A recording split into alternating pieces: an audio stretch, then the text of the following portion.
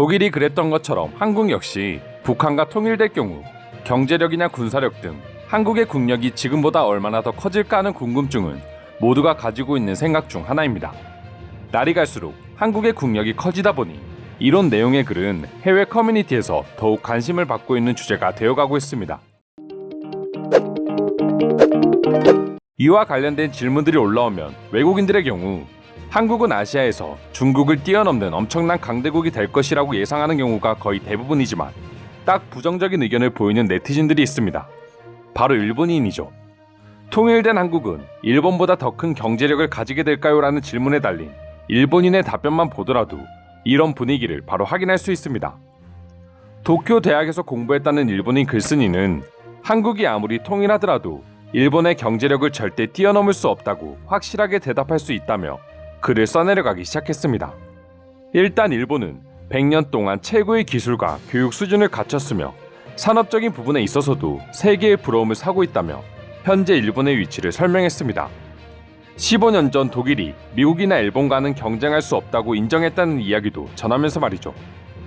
일본인 글쓴이가 이처럼 한국이 일본을 절대 따라잡을 수 없다고 주장한 데에는 신칸센과 같은 열차 기술, 토요타와 닛산을 가지고 있는 일본의 자동차 기술, 그리고 의학 분야에서 수많은 노벨상 수상자들을 대표적인 근거로 뽑았습니다. 쉽게 말해 대부분의 산업에서 한국이 따라올 수 없을 정도의 우수함을 가지고 있으며 한국이 아무리 통일한다고 해도 이미 100년이나 먼저 앞서 있는 일본의 기술력을 따라올 수 없다는 내용이었죠. 하지만 외국인들의 입장에서 이러한 일본인의 주장은 그야말로 어이없는 주장으로 보일 수밖에 없었습니다. 한국은 자체 기술로 이미 고속철도를 만들고 있으며 현대와 기아 등 한국의 자동차는 현재 세계적으로 높은 평판을 얻고 있기 때문입니다. 그리고 일본에서 얼마나 많은 사람들이 의학 분야에서 노벨상을 받았는지는 모르겠지만 외국인들이 의료시설과 의사들의 수준이 높은 나라 하면 대표적으로 떠올리는 나라가 한국이라는 걸 일본인 글쓴이는 몰랐던 것 같습니다. 마지막으로 일본인 글쓴이는 일본은 미국이나 러시아를 제외한 대부분의 유럽 국가들에 비해 소득 분배가 훨씬 더 고르게 분배되고 있다며 이 부분에 있어서도 한국보다 독보적인 위치에 있다고 주장했습니다.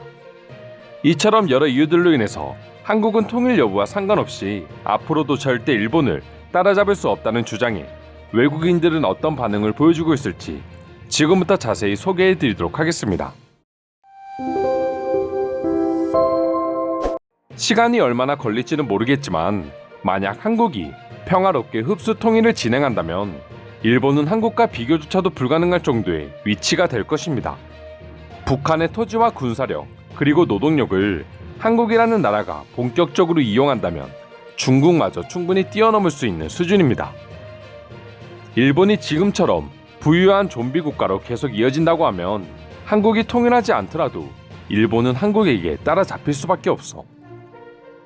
발전하지 않는 사회와 점점 심해지는 고령화 문제는 일본에게 있어 한국과의 비교가 문제가 아니라 나라의 존폐 여부가 달려있을 정도로 심각한 문제인데 왜 그들은 이걸 깨닫지 못하고 있는 걸까요?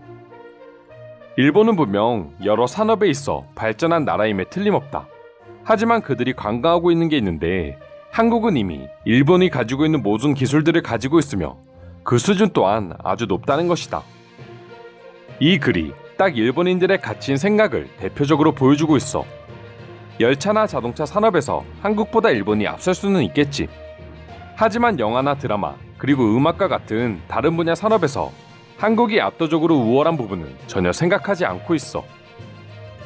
한국과 북한이 통일하는 데에는 아주 오랜 시간이 걸릴 것이고 북한이 워낙 가난하기 때문에 통일한다고 해도 단기적으로 한국의 GDP가 일본을 추월하기에는 어려움이 있을 것입니다.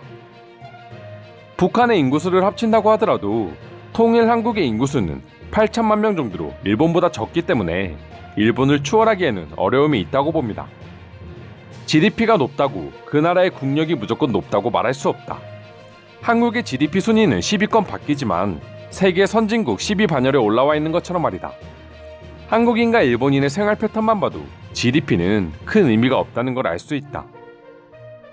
지구상에서 한국을 무시하는 사람들은 딱 두 부류가 있는데 하나는 일본인, 하나는 한국을 모르는 사람이다. 일본은 수십 년 동안 지속적인 불황을 겪어왔으며 지금 경제는 워킹데드와 같은 상황입니다. 그래서 일본은 좀비의 나라로 불리고 있죠. 통일과 상관없이 한국은 전진하고 일본은 후퇴하고 있다. 한국이 진정한 민주주의가 되어 모든 것을 이룬다면 10년 안에 일본을 추월할 수 있다고 본다. 한국이 일본을 따라잡기 위해서는 아직까지 많은 시간이 걸릴 것으로 예상됩니다. 많은 발전을 이룬 나라이긴 하지만 여전히 최고의 기술력과 교육 수준을 갖추고 있는 일본을 따라잡기란 현실적으로 무리가 있습니다. 하지만 한국이 일본을 따라잡는데 그리 오랜 시간이 걸리지는 않을 것입니다. 지금 한국의 기술력을 보게 되면 일본의 인구와 넓은 토지는 전혀 신경 쓸 필요조차 없을 것이고, 이제 한국도 열차와 비행기, 조선 등 일본이 가진 모든 기술력을 갖추게 될 것입니다. 솔직히 말해 지금 일본이 한국보다 나은 점에 대해서 정확히 말할 수 있나요? 사실상 둘은 같은 위치에 있는 게 분명합니다. 혹은 일본이 조금 더 뒤처져 있습니다. 한국에 비해 조금 더 우월하다고 할 수 있는 이유는 GDP 통계밖에 없는데, 이제는 GDP는 선진국을 가리는 증거가 되지는 않습니다. 한국과 일본 두 국가의 국민들의 생활을 보면 쉽게 드러나고 있다. 지금 한국인들은 빠르게 원래의 모습을 되찾았다. 하지만 일본은 전염병 상황에서 점점 악화되고 있는 그들의 경제와 계속해서 심각해지고 있는 확진자로 인해 더 이상 돌이킬 수 없는 상황에 치닫고 있다. 지금 일본을 선진국이라고 보는 사람이 과연 몇이나 될까? 100명에게 일본은 선진국입니까? 라는 질문을 해보고 싶을 정도야. 일본은 과거의 선진국이었기 때문에 그래도 5할은 그렇다고 대답할 거야. 일본은 기술력이 있으니까 지금이라도 현대화를 위해서 힘쓴다면 충분히 다시 과거의 영광을 되찾을 수 있지 않을까? 그러기에는 일본은 시대적으로 너무 뒤처져 있어. 이제 그들은 자체적으로 현대화를 이끌어내는 데에는 무리가 따를 거야. 그래서 한국의 도움이 꼭 필요하다고 보는 의견도 있어. 일본의 GDP는 한국보다 훨씬 높습니다. 한국은 생활 수준이 어느 정도 풍부할 수 있지만 일본은 아시아에서 중국 다음으로 큰 경제력을 가지고 있습니다. 그리고 북한은 세계적 기준에서도 너무 낡았죠. 그렇기 때문에 통일된 한국이 일본을 추월할 가능성은 아마도 없어 보입니다. 저도 전혀 그럴 것 같지는 않습니다. 대부분의 경제는 인구 규모에 크게 의존하죠. 결국 인구가 많은 일본과 어느 정도 비슷한 수준이 되기는 할 테지만 일본을 추월하는 건 불가능합니다. 이상으로 통일해도 절대 한국은 일본을 이길 수 없다는 일본인 발언에 대한 해외 반응 살펴보았습니다. 오늘도 끝까지 영상 시청해주셔서 감사드리며 여러분들의 구독과 좋아요는 영상 제작에 큰 힘이 됩니다.